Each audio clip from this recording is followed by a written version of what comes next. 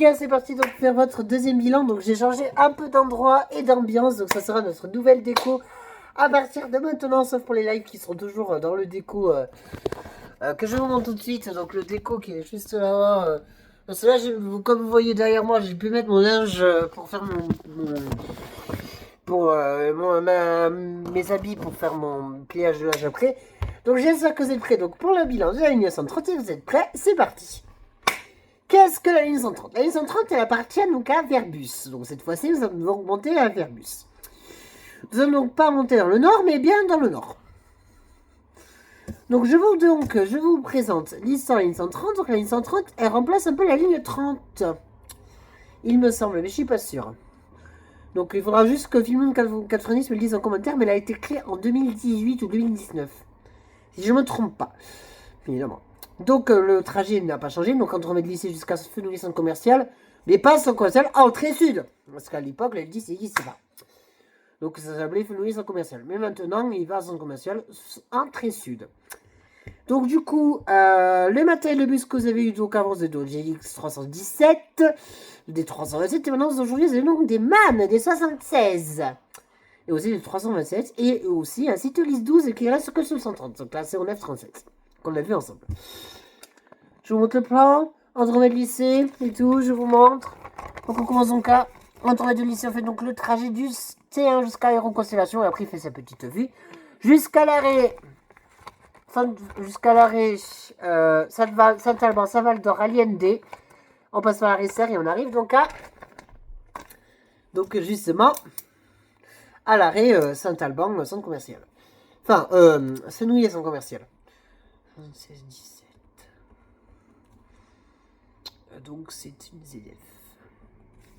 Je vais le ranger, mais je suis juste à côté. Regardez où je range mes plans. Hop, juste là. Donc c'est là où je range tous mes plans de ligne. Quand j'ai fini de faire mes bilans, juste là. Et je peux vous dire qu'il y en a un paquet. Hein. Et ça, c'est les lignes qu'on doit finir ensemble, les gars, qu'on doit faire tous ensemble. Donc voilà, donc je me mets là et je vais faire donc le ressenti. Donc les gars, donc pour votre ressenti de la ligne, donc Conforbus, niveau arrêt de demande ça va, on l'entendait bien. Par contre, l'annonce était vraiment trop forte. Trop forte. Ça, c'est qui m'a vraiment pas plu. Ensuite, niveau confort siège, un peu comme le 109, ça m'a fait un peu mal au dos. Et niveau barre de matière, ça va. Voilà, mais sinon l'annonce était vraiment trop forte. C'est ça le seul débol que je pourrais dire.